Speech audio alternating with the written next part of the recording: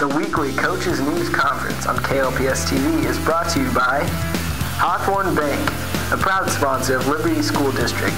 At Hawthorne Bank, we understand the importance of strong community in a strong school district.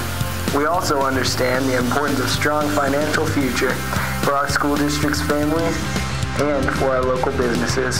Hawthorne Bank, with you every step. And by Jackson Hewitt. For all your tax needs, personal or business, rely on tax professionals at Jackson Hewitt and Liberty, a full-service tax preparation professional. Jackson Hewitt.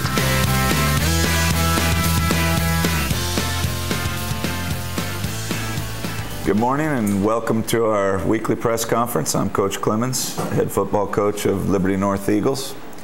This week we played Raytown South and had a rough night of football. Lost 20-7. Fumbled the ball 6 times, 3 times inside the 15-yard line of our opponents. Just kids are feeling a little bit snake bit right now, and but they're competing and continuing to work. And we have Winnetonka coming up this week, so it doesn't get any easier for us. I'd like to open to questions. You guys have lost a couple games in a row now. Can you tell if it's getting in your players' heads, or are they down about it? Or? Well, I mean, nobody would feel good about it. Probably the biggest, probably the most disappointing thing about losing these last 2 games is that we feel like we were clearly a better football team than both teams. You know, if you look at our last 3 games, I was driving in the truck over here this morning, and I was doing the math in my head. You know, we've turned the ball over 13 times in 3 games. We've only forced 2 turnovers. You know, and that's the story of the last 3 games. As a football team, you know, we're averaging 350 yards of offense. We're only allowing 250 for our opponents, and we're playing quality opponents every week. So, as far as just bumping heads goes and blocking and tackling, we're outperforming our opponents. But when it comes to keeping the football in our possession, you know, we're killing ourselves. Some of it just has us as coaches really dumbfounded as to why it's happening. To give you an example, you know, in our game against Raytown South on Friday, we fumbled 6 times. We lost 5 of those 6 fumbles. We lost 3 of them within 15 yards of our opponent's goal line. And in the reverse, our opponents also fumbled 6 times, of which they only lost 1. And one of their fumbles went forward 5 yards for a touchdown that they recovered in the end zone. Another one went forward 5 yards for a first down on a 4th and 2. And all 5 of their fumbles that they recovered for a gain of yardage.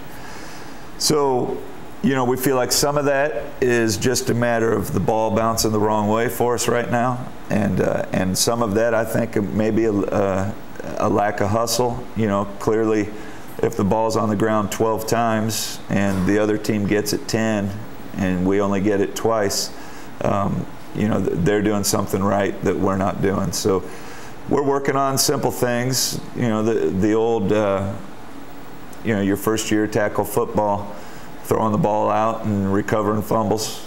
You know, we're working this week on recovering fumbles, on hanging on to the ball, on stripping the ball from our opponents.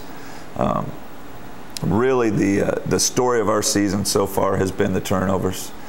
We've already doubled the number of turnovers that we had the entire year last year.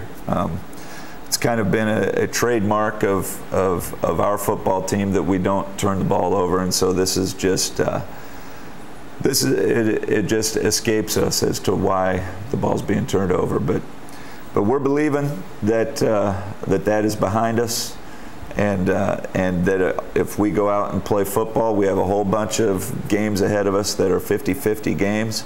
You know, if we play well, we can win them. If we don't play well, we'll lose them. And we're believing that we're going to go out and play well. Talk about what you're going to do to help recover the fumbles. What are you going to do to help prevent the fumbles? Well, what are we going to do to help prevent the fumbles? You know, heighten our kids' awareness on the importance of the football. You spend a lot of time blocking and tackling in a practice. We need to give that equal amount of time to hanging on to a ball. Simple things like having the kids fall down while they're holding the ball. Simple things like having the kids run through a gauntlet and have kids try to pull at the football while they're running through a bunch of their teammates. All elementary stuff, all things that anybody who's played the sport has done very early on. And then on the other side of it, just continue to keep the kids' enthusiasm up and the focus up, because there are a lot of games left, and with the new playoff system, really every game is a practice game until week 10.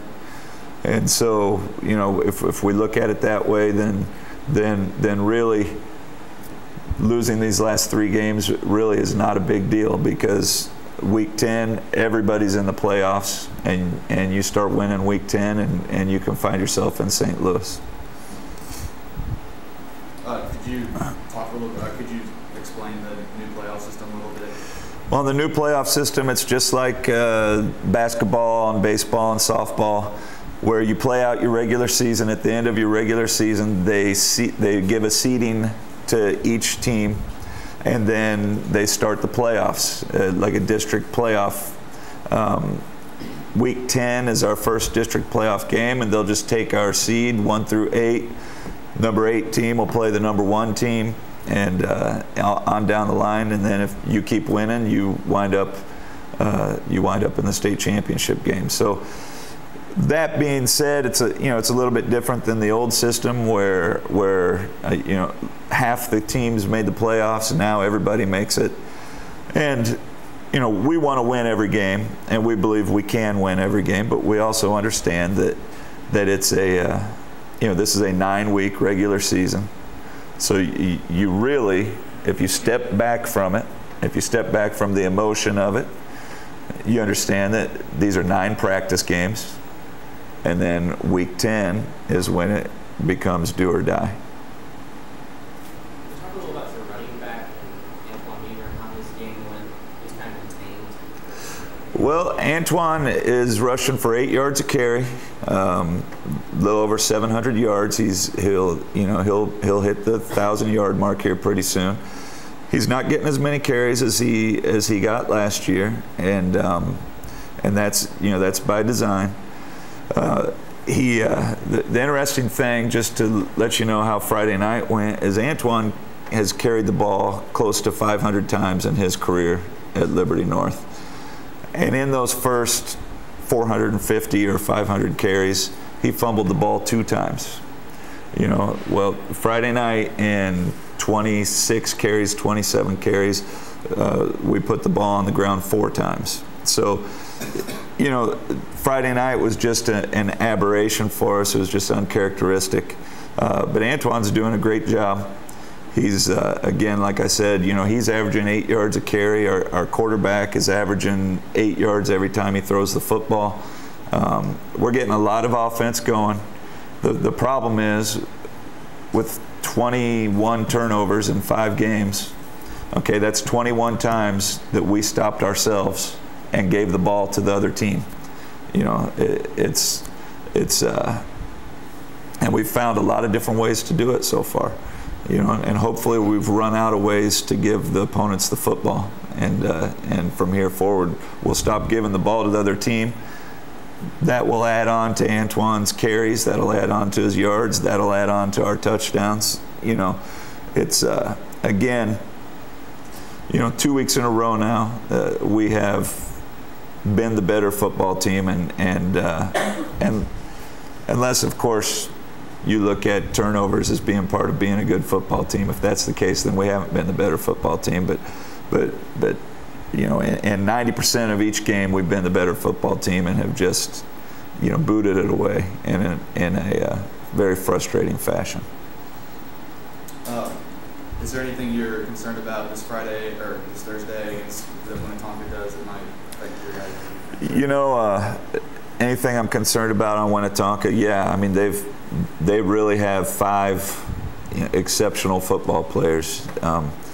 They don't really do any one thing on offense that you can really put your finger on. They dabble in a whole lot of different stuff, but the problem that they present for you is that everybody on their team who touches the football can go the distance with the ball. Every one of them can be a big play guy.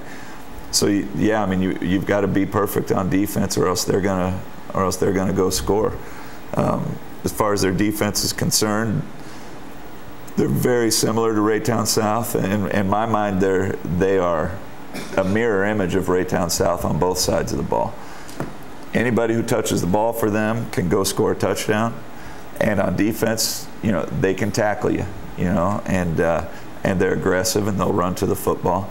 I think that they are very similar to Raytown South, which means that I think we're capable of winning the game, but I also think that we are capable of losing the game as well. I think we have a lot of those 50-50 games coming up.